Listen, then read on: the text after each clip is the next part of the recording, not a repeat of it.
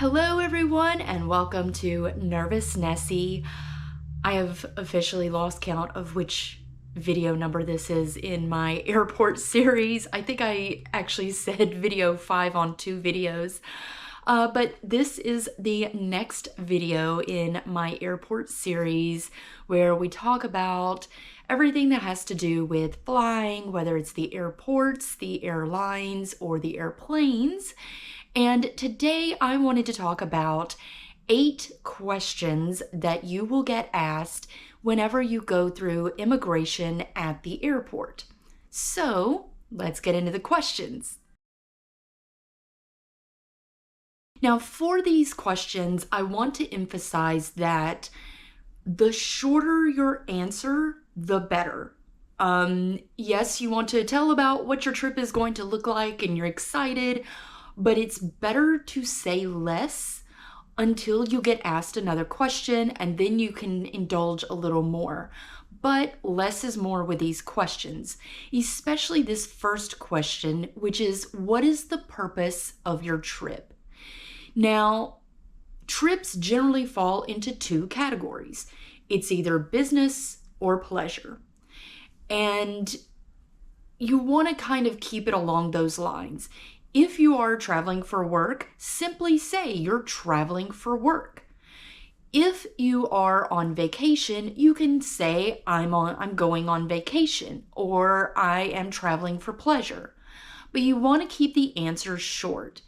And if they decide to ask you more questions after you've answered, of course you'll have to indulge and answer those questions as well. The next question that they will ask is, how long are you going to be staying in the country? The reason they ask this question is because there are limits in each country as to how long a traveler can stay, and they want to make sure that you are not going to overstay your welcome. One way to cut down on further questions whenever they ask this question is to give an end date. Say, I am going to be leaving on whatever the date is. And by doing that, then they'll go, okay, well, we know when you're leaving. But if you say, I'm not sure when I'm going to be leaving, that's a big red flag. So give them an exact date, and that way you don't get those further questions or be a big red flag. The third question is, can you show proof that you will leave the country as planned? Now, yes, this kind of goes along with the last question of, are you going to be leaving the country at a certain date? But sometimes they ask if you have proof of this. If you have the proof, such as a booked plane ticket, then you'll want to have that handy. Let's say that you decided to go to Europe and you are going to be going to multiple countries. Then when this question is asked, you need to have proof that you are going to be in this particular country for a certain amount of time, and then you actually are going to be moving on. Now, a flight is kind of concrete. It is, you definitely have your flight booked. But if it is a bus or a train, because in Europe, buses and trains are very common to go from one country to the next, this might not work. You may have to show your full itinerary of where you will be going. In that way, they can get an idea for your trip. The fourth question that they will ask is, where did you come from? Everyone has to answer these immigration questions, and they don't know where everyone is actually coming from. The reason they ask this is because they want to know if you are coming from a high-risk area. And by high risk, it doesn't necessarily mean that you are coming from a war-torn area. It could be that there is some type of medical situation going on in a certain area, and they need to track who all is leaving that area. Think of the pandemic and how that worked. So whenever you are asked this question, tell them where you are coming from specifically, not just a blanket, I am coming from the United States, you can say, I am coming from Chicago, Illinois.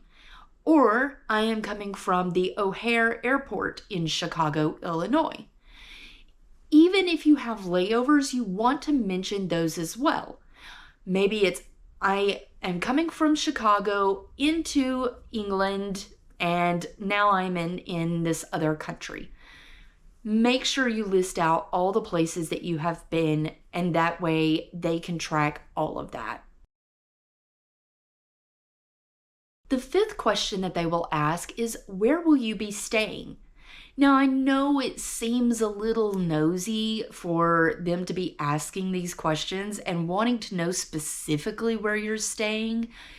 And especially if you're a female traveler, it can feel kind of intrusive, but they do have to ask this of everyone.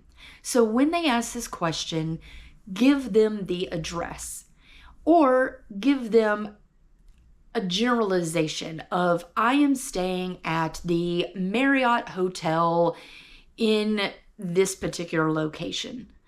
It's always handy to have this information readily available. That way you're not holding up the line and taking too long in immigration. If you happen to be going on a cruise, so let's say I'm flying from the United States to Europe and I'm going to be getting on a cruise when I get there, then give them the cruise information, what cruise line it is, and what boat you're going to be traveling on. The sixth question that they ask is, what is your occupation? And you want to keep your answer as brief as possible. So by simply stating your job title, that should suffice. But just know that they may ask more questions, especially if you have a job title that is a little odd and not a blanket job title. For example, if you're a nurse, you could simply say, I'm a nurse. You don't have to say, oh, I'm an LPN or, whatever credentials that you have. Just a simple, I'm a nurse. But if maybe you have a job that's a little more odd, maybe you have some type of tech job that has a very specific title, that can get a little confusing to the average person. It may be common in your field of work, but to the average person, it may come off like, what do you do? So try to come up with a very generic blanket answer, but be prepared for further questions if needed. Now, if you are a student or you are unemployed or you are self-employed, then simply say that. Simply say that you are a student, but be prepared to name which school you go to. This is especially true if you're traveling with children. Tell your children to say, oh, I go to school. I go to school at this particular school. If you're self-employed, then you want to say that you are self-employed in whatever field it is that you are in. I am self-employed in manufacturing, or I am self-employed in bakery, whatever it may be. But you want to try and keep your answer short and brief, but be prepared to answer any questions that they may have should they not like that answer. The seventh question that they will ask is, have you been here before? They want to know if you are frequently coming into the country, because that is a big red flag. It could mean that you're trying to bypass the different visa laws and essentially live in the country without living in the country.